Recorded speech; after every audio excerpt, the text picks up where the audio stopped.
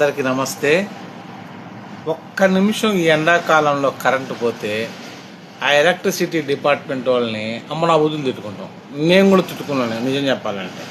Okay, ఇదంతా ఎందుకు చెప్తున్నానంటే కత్తిపూడి దగ్గర ఒక ఊర్లో ఒక ఫ్యాక్టరీకి సంబంధించినటువంటి ట్రాన్స్ఫార్మర్ పెట్టడానికి మేము వెళ్ళాం.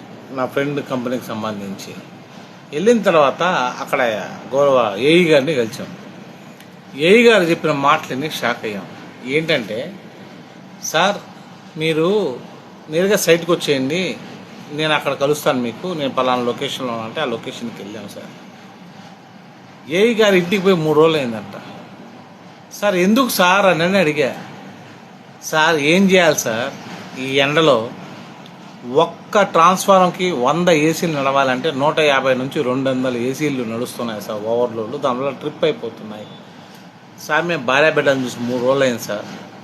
కట్ చేస్తే చూస్తే ఆడ లైన్ మ్యాన్లు, ఎలక్ట్రీషియన్స్, ఈ ట్రాక్టర్ నడిపేవాళ్ళు, ట్రాన్స్ఫార్మర్ తీసి రీప్లేస్ చేసేటటువంటి ఎలక్ట్రిసిటీ బోర్డు ట్రాక్టర్లు ఉంటాయి వాళ్ళు.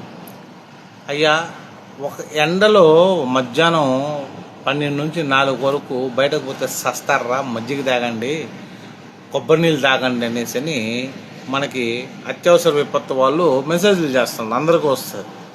అటువంటి పరిస్థితులు అదే టైంలో చెమట్లు కక్కుతూ ఎలక్ట్రిసిటీ బోర్డులు మన వెలుగు నింపడానికి వాళ్ళు చీకట్లో ఉంటున్నారు. నిజంగా చెప్పాలంటే మనమందరం ఏసీ ప్రశాంతంగా పనుకున్నామంటే అక్కడ కొంతమంది నిద్ర లేకుండా పని చేయడం వల్లే అన్నది నాకు నిన్న అర్థమైంది. నేను అనుకున్నా, సిగ్గుపడ్డా. ఇక పైన కరెంటు పోతే ఎలక్ట్రిసిటీ డిపార్ట్మెంట్ వాళ్ళు తిట్టుకోవడం మనం అంత అజ్ఞానం ఇంకొకటి లేదని. అది టీజీ కావచ్చు, ఏపీ కావచ్చు, అంత ఎలక్ట్రిసిటీ డిపార్ట్మెంట్ వాళ్ళు, టెక్నీషియన్స్, లైన్ మ్యాన్లు, ఏఈ, డిఈ అందరికీ